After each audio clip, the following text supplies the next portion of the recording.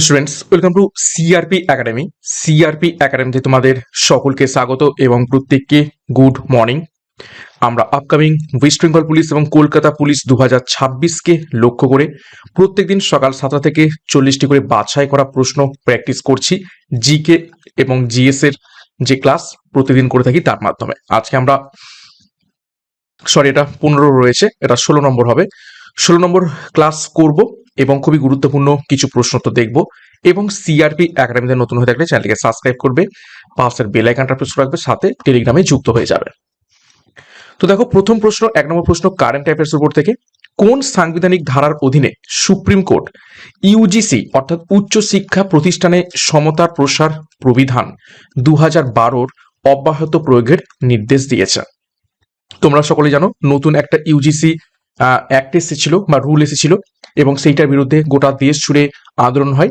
তো সেই জন্য সেটাকে বন্ধ করে 2012টা মানে এর আগে 2012র এই প্রবিধান ছিল সেটাকে অব্যাহত রাখার নির্দেশ দিয়েছে সুপ্রিম কোর্ট।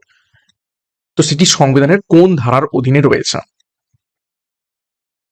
তো সঠিক উত্তর হবে অপশন ডি, ধারা 142। 2 নম্বর প্রশ্ন, 31শে জানুয়ারি জাতীয় মহিলা কমিশনের কততম প্রতিষ্ঠা দিবস পালিত হলো?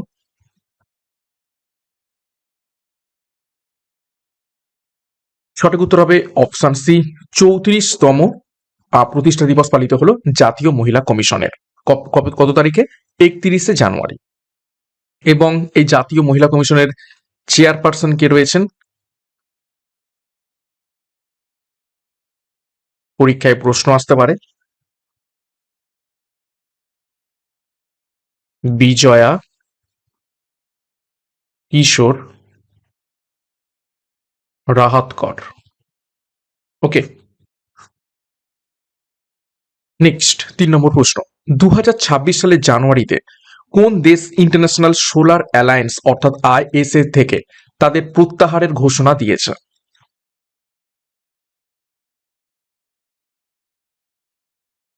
সঠিক উত্তর অপশন এ, মার্কিন যুক্তরাষ্ট্র। 4 নম্বর প্রশ্ন দেখো,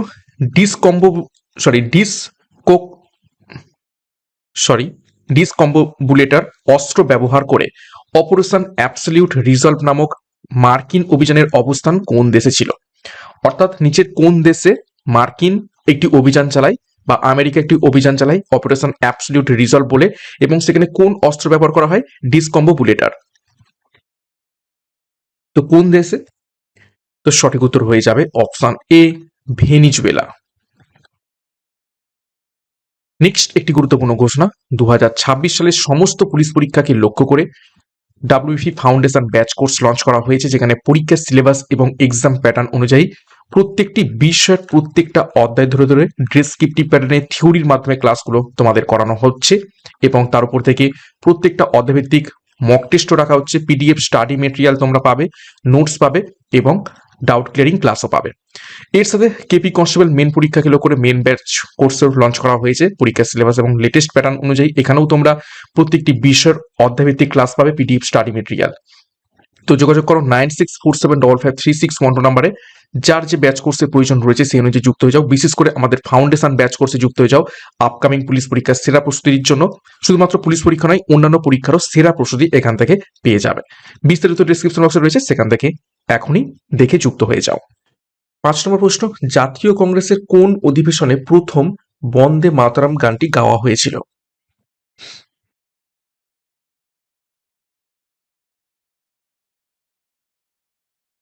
সঠিক উত্তর হবে অপশন এ, 1896 কলকাতা অধিবেশনে। দেখো, এই অধিবেশনে রহিমতুল্লাহ সাহানি সভাপতি ছিলেন।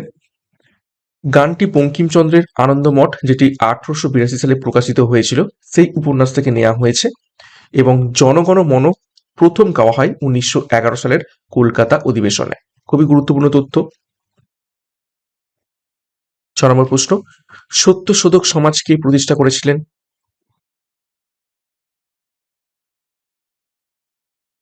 সঠিক উত্তর অপশন সি, জ্যোতিবা ফুলে সত্যশোধক সমাজ প্রতিষ্ঠা করেন।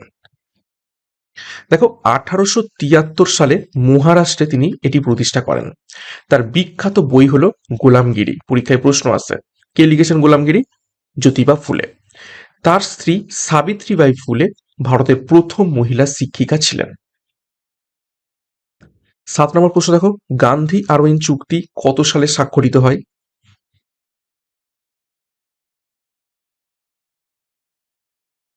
সঠিক উত্তর অপশন ডি, 1931 সালে গান্ধী আরওইন চুক্তি স্বাক্ষরিত হয়।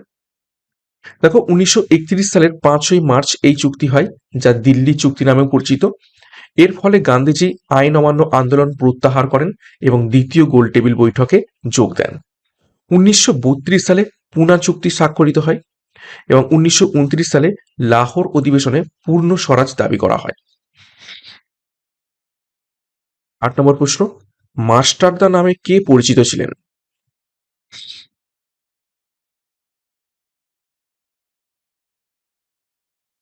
সঠিক উত্তর হবে অবশ্যই অপশন বি, সূর্য সেন।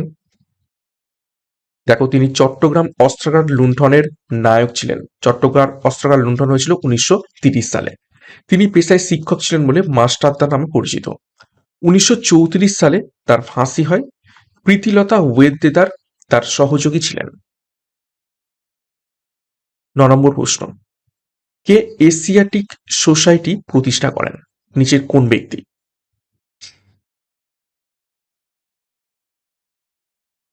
সঠিক উত্তর হয়ে যাবে এখান থেকে, দেখো অপশন সি, উইলিয়াম জোন্স। দেখো 1784 সালে কলকাতায় প্রাচ্য বিদ্যার চর্চার জন্য এটি প্রতিষ্ঠিত হয়। William Carey fort William college প্রতিষ্ঠার সাথে যুক্ত ছিলেন, যেটি 1800 সালে প্রতিষ্ঠিত হয়।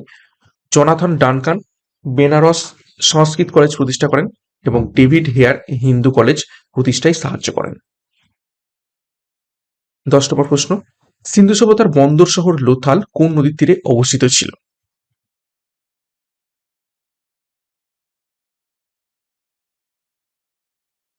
সঠিক উত্তর অপশন সি, ভোগাবো নদীর তীরে অবস্থিত ছিল। দেখো লোথাল গুজরাটে ভোগাবো নদীর তীরে অবস্থিত। লোথাল আবিষ্কার করেন SR রাও 1954 সালে।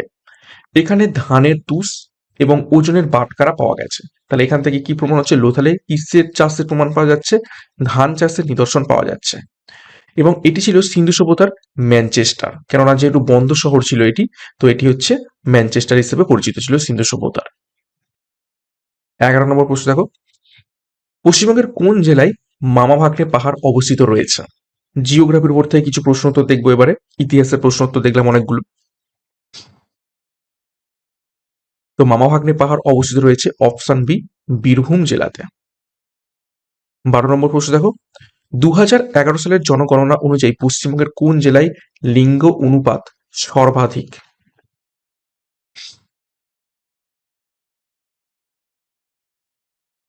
গুরুত্বপূর্ণ প্রশ্ন। সঠিক উত্তর হয়ে যাবে অপশন ডি, দার্জিলিং এর লিঙ্গানুপাত সব থেকে সর্বাধিক 970:1000, অর্থাৎ ফিমেল 970 এবং মেল 1000। দেখো 2011 জনগণনা অনুযায়ী দার্জিলিং জেলায় লিঙ্গানুপাত সর্বোচ্চ 970 জন মহিলার প্রতি 1000 জন পুরুষের পিছনে। তারপর দেখো সর্বনিম্ন লিঙ্গানুপাত সেটা হচ্ছে কলকাতাতে। কলকাতায় সব থেকে খারাপ লিঙ্গানুপাত। পশ্চিমবঙ্গের গড় লিঙ্গানুপাত হচ্ছে 950 2011 অনুযায়ী, এবং ভারতের মধ্যে কেরলের লিঙ্গানুপাত সর্বাধিক রয়েছে। 13 নম্বর প্রশ্ন, তিস্তা নদীর পশ্চিম ভাগ কি নামে পরিচিত রয়েছে?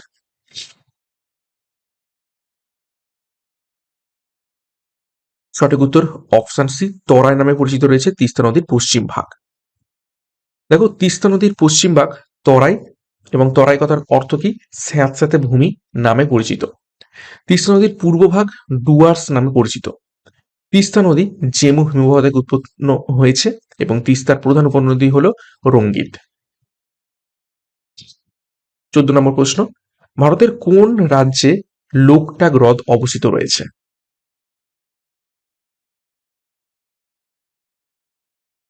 তো সঠিক উত্তর হবে অপশানে মণিপুর রাজ্যে। দেখো এটি উত্তর পূর্ব ভারতের বৃহত্তম মিষ্টি জলের হ্রদ।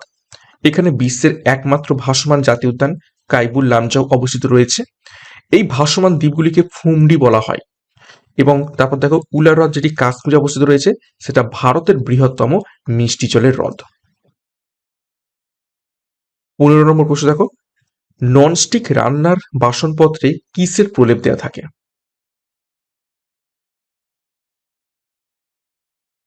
সঠিক উত্তর হবে অপশন বি, টেফলনের প্রলেপ দেওয়া থাকে। 16 নম্বর প্রশ্ন, পশ্চিমবঙ্গের ধান ভান্ডার বলা হয় কোন জেলাকে? সঠিক উত্তর অপশন সি, পূর্ব বর্ধমান জেলাটিকে। দেখো, উত্তরপ্রদেশকে ভারতের চিনির বাটি বলা হয়, অন্ধ্রপ্রদেশকে ভারতের ডিমের ঝুলি বলা হয়, এবং পাট উৎপাদনে নদিয়া এবং মুর্শিদাবাদ এগিয়ে রয়েছে। 17 নম্বর প্রশ্ন, ভারতের কোন রাজ্য মশলার বাগান বা স্পাইস গার্ডেন অফ ইন্ডিয়া নামে পরিচিত?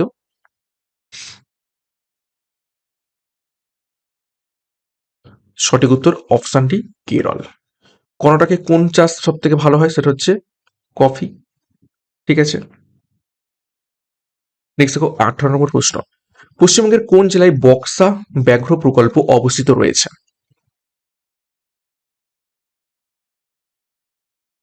সঠিক উত্তর অপশন বি, আলিপুর দুয়ারে। 19 নম্বর প্রশ্ন দেখো, সংবিধান থেকে কিছু প্রশ্ন উত্তর। সংবিধানের কোন তফসিলে দলত্যাগ বিরোধী আইন বর্ণিত আছে?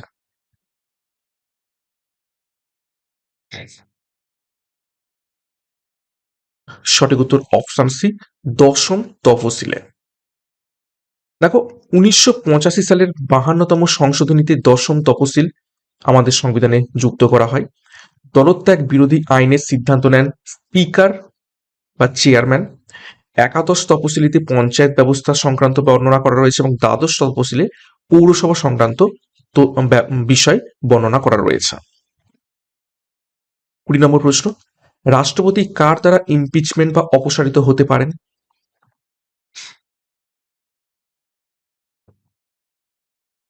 সঠিক উত্তর অপশনে সংসদ দ্বারা। দেখো, সংবিধানের 61 নম্বর ধারা অনুযায়ী পার্লামেন্টের উভয় কক্ষের সদস্যদের দ্বারা রাষ্ট্রপতিকে ইমপিচমেন্ট করা যায়। ইমপিচমেন্টের প্রস্তাব যে কোনো কক্ষে আনা যায়। এর জন্য 14 দিনের নোটিশ রাষ্ট্রপতিকে আগে দিতে হবে এবং মোট সদস্যের 2/3 ভোটে পাশ হতে হয়। 21 নম্বর প্রশ্ন, কোন লেখ বা রিট জারি করে আদালত কোনো ব্যক্তিকে অবৈধভাবে আটক থেকে মুক্তি দিতে পারে? খুবই ইম্পর্টেন্ট প্রশ্ন এটি। তো সঠিক উত্তর হবে অপশন সি, হেবিয়াস কর্পাস এই রিটটি জারি করে কোনো ব্যক্তিকে অবৈধভাবে যদি আটক করে থাকে তাকে মুক্তি দিতে পারে আদালত। 22, ভারতীয় সংবিধানের প্রস্তাবনার ধারণা কোন দেশ থেকে নিয়ে আসা হয়েছে? প্রস্তাবনা অর্থাৎ প্রিয়াম্বেল। সঠিক উত্তর অপশন ডি, আমেরিকা থেকে। দেখো, প্রস্তাবনার ভাষা নিয়ে আসা হয়েছে কিন্তু অস্ট্রেলিয়া থেকে। তারপর দেখো, সমাজতান্ত্রিক এবং ধর্মনিরপেক্ষ এই শব্দ দুটো 42তম সংশোধনী 1976 সালে যুক্ত করা হয়। আয়ারল্যান্ড থেকে নির্দেশমূলক নীতি অর্থাৎ ডিপিএসপি নেওয়া হয়েছে এবং রাশিয়া থেকে মৌলিক কর্তব্য অর্থাৎ ফান্ডামেন্টাল ডিউটিস এই ধারণা নেওয়া হয়েছে। 23 নম্বর প্রশ্ন দেখো, সংবিধানের কত নম্বর ধারায় অস্পৃশ্যতা দূরীকরণের কথা বলা হয়েছে?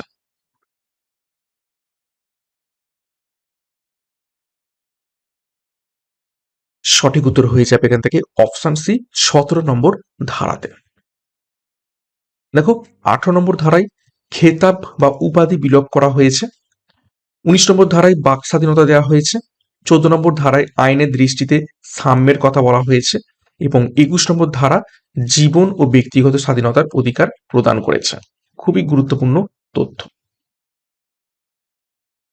24 নম্বর প্রশ্ন দেখো, বৃষ্টির ফোঁটা গোলাকার হওয়ার মূল কারণ কি? যে কোনো জলের ফোঁটা গোল হয় কেন? সঠিক উত্তর হয়ে যাবে অপশন বি, পৃষ্ঠটান বা সারফেস টেনশনের জন্য। 25 নম্বর প্রশ্ন দেখো, শব্দের গতিবেগ কোন মাধ্যমে সর্বাধিক?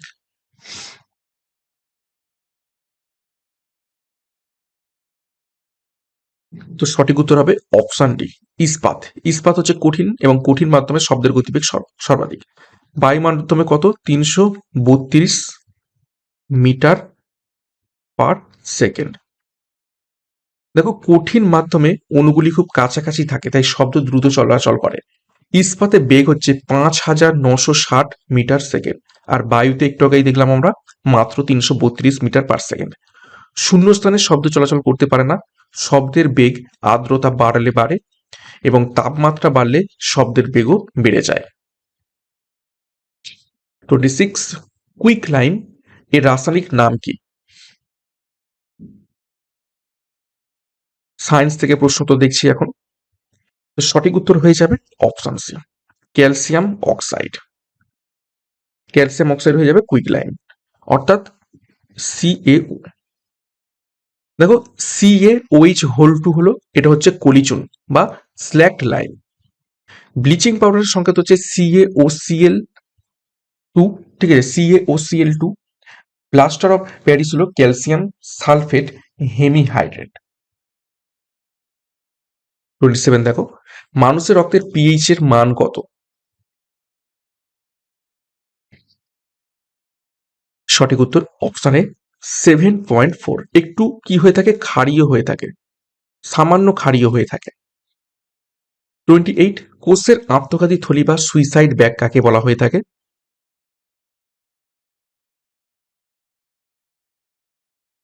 সঠিক উত্তর অপশন বি, লাইসোজোমকে।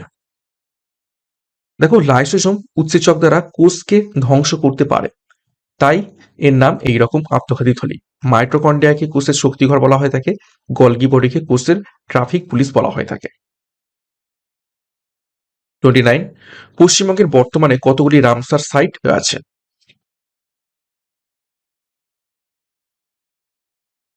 তো পশ্চিমবঙ্গে কতগুলো রামসার সাইট রয়েছে? অপশন বি, 2টি। দেখো পশ্চিমবঙ্গে 2টি রামসার সাইট হলো পূর্ব কলকাতা জলাভূমি অর্থাৎ ইস্ট কলকাতা ওয়েটল্যান্ডস এবং সুন্দরবন। পূর্ব কলকাতা জলাভূমি 2002 সালে এবং সুন্দরবন 2019 সালে এই তকমা পেয়েছে।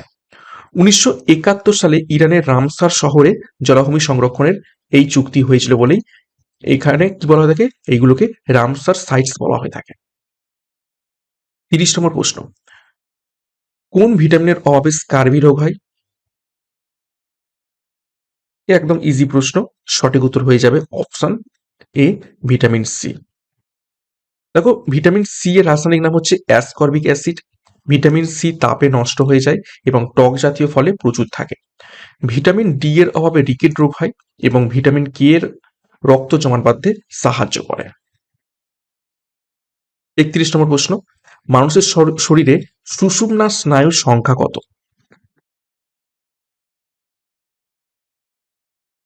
তো সঠিক উত্তর হয়ে যাবে অপশন সি, 31 জোড়া। দেখো মোট স্নায়ুর সংখ্যা হচ্ছে 43 জোড়া, 12 জোড়া হচ্ছে করটিক স্নায়ু এবং 31 জোড়া সুষুম্না স্নায়ু। স্নায়ুতন্ত্রের একক হলো নিউরন। মানবদেহের দীর্ঘতম কোষ হলো নিউরন এবং 10তম করটিক স্নায়ু হলো ভেগাস স্নায়ু। 32 নম্বর প্রশ্ন, নিচের কোনটি মিশ্র গ্রন্থি বা মিক্সড গ্ল্যান্ডের উদাহরণ?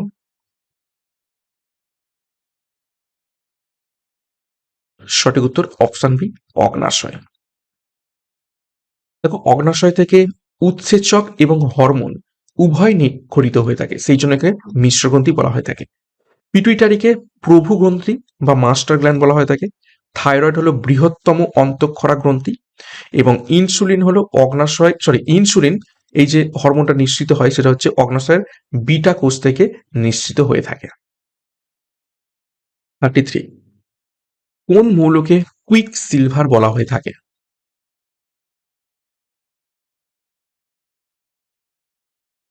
সঠিক উত্তর অপশন সি, পারদকে। পারদের সংকেত কি? Hg। দেখো পারদ বা মার্কারি হলো তরল ধাতু, ব্রোমিন হলো তরল অধাতু। পারদের আকরিক হলো সিনাবার এবং ব্যারোমিটার ও থার্মোমিটারে পারদ ব্যবহৃত হয়। 34 নম্বর প্রশ্ন, দেখো তড়িৎ প্রবাহের বা ইলেকট্রিক কারেন্টের একক কি?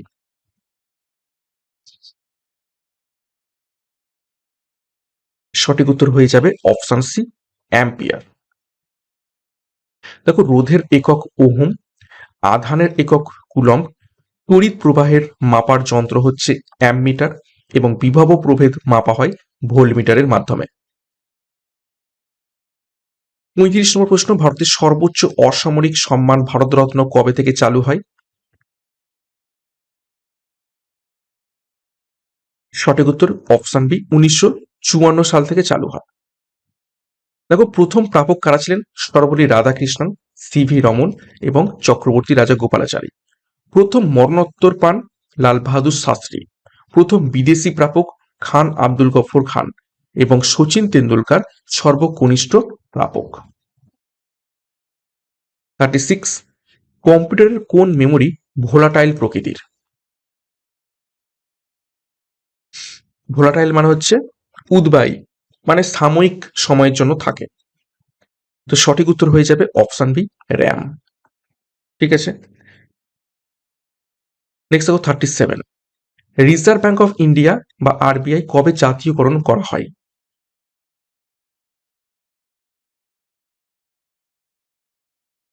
সঠিক উত্তর হয়ে যাবে অপশন ডি, 1949 সালে।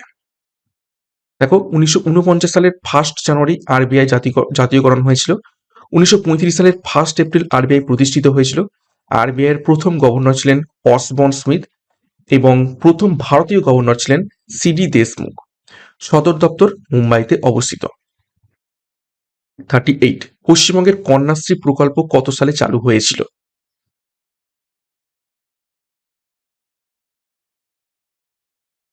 সঠিক উত্তর অপশন সি, 2013 সালে। দেখো, 2013 সালে ছাত্রীদের স্কুল ছুট রোধ এবং বাল্যবিবাহ রোধে এটি চালু হয়। এই প্রকল্প 2017 সালে রাষ্ট্রপুঞ্জ বা ইউএন থেকে জনসেবা পুরস্কার পায়। সবুজ সাথী প্রকল্প 2015 সালে চালু হয়, যেখানে সাইকেল প্রদান করা হয় এবং লক্ষ্মীর ভান্ডার 2021 সাল থেকে চালু হয়। 39, দুরান্ত কাপ কোন খেলার সাথে যুক্ত রয়েছে?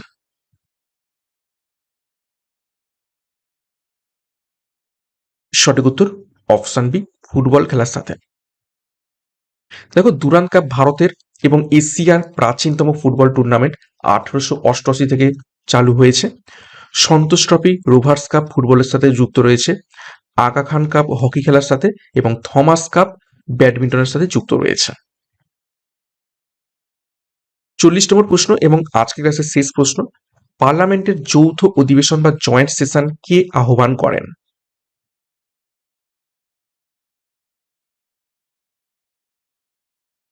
তো জয়েন্ট সেশন বা যৌথ অধিবেশন আহ্বান করেন অপশন বি, রাষ্ট্রপতি।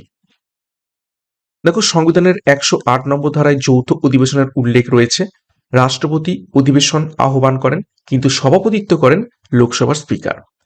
অর্থ বিল বা সংবিধান সংশোধন বিলে যৌথ অধিবেশন ডাকা যায় না। এ যাবৎ ভারতে মাত্র 3বার যৌথ অধিবেশন বসেছে। তো এই ছিল গুরুত্বপূর্ণ 40টি প্রশ্ন উত্তর আজকের এই ক্লাসের মাধ্যমে। 40-এর মধ্যে কার কত স্কোর হয়েছে কমেন্ট বক্সে কমেন্ট করবে। খুবই ইম্পর্টেন্ট আজকের ক্লাসের প্রশ্ন উত্তর ছিল। তো কার কত স্কোর হয়েছে কমেন্ট বক্সে কমেন্ট করো এবং প্রত্যেকদিন সকাল 7টা থেকে এই ক্লাসগুলো ফলো করে থাকো। এবং ক্লাসটা শেষ করবো তার আগে আরো একবার গুরুত্বপূর্ণ ঘোষণা। 2026 সালের সমস্ত পুলিশ পরীক্ষাকে লক্ষ্য করে ডাব্লিউপি ফাউন্ডেশন ব্যাচ কোর্স এবং কেপি কনস্টেবল মেন পরীক্ষাকে লক্ষ্য করে মেন ব্যাচ কোর্স লঞ্চ করা হয়েছে। এখানে সম্পূর্ণ পরীক্ষার সিলেবাস অনুযায়ী তোমরা প্রত্যেকটা বিষয়ের অধ্যায়ভিত্তিক ডেসক্রিপটিভ প্যাটার্নে এবং থিওরির মাধ্যমে ক্লাসগুলো পাবে, সাথে মক টেস্ট থাকছে, পিডিএফ স্টাডি মেটেরিয়াল। তো যোগাযোগ করো 9647553612 নম্বরে পরীক্ষার সেরা প্রস্তুতি, সঠিক গাইডেন্স এবং স্টাডি মেটেরিয়াল নেওয়ার জন্য। বিস্তারিত ডিসক্রিপশন বক্সে পেয়ে যাবে, সেখান থেকে এখনই যুক্ত হয়ে যাও। এবং সিআরপি একাডেমিতে নতুন হয়ে থাকলে চ্যানেলকে সাবস্ক্রাইব করো, পাশের বেল আইকনটা প্রেস করে রাখো, সাথে টেলিগ্রামে যুক্ত হয়ে যাও। তো আজকের মতো ক্লাসটা এখানে শেষ করছি। প্রত্যেককে all the best. Thank you, by.